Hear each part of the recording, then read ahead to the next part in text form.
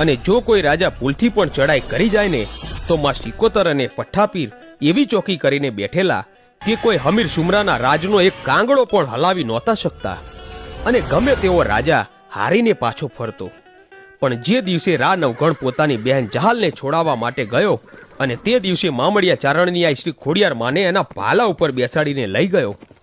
અને કહેવાય છે કે રાવ નવઘણ પોતાની ફોજ લઈને સિંધમાં જવા નીકળ્યો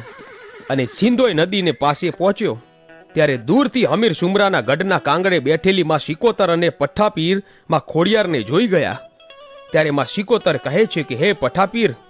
અત્યાર સુધી જેટલા રાજા મહારાજાઓ સિંધમાં ચડાઈ કરીને આવ્યા એમાંથી એકે રાજાને જીતવા નથી દીધા, પણ આજે જે જૂનાગઢનો ધણી એની બહેનને છોડાવવા માટે આવી રહ્યો છે એના ભાલે 9 લાખ લોબડિયાળીઓ સાક્ષાતમાં ભગવતી ખોડિયાર બેઠા છે. અને હે પઠ્ઠાપીર, જેમ માણસ માણસનો સગો હોય ને એમ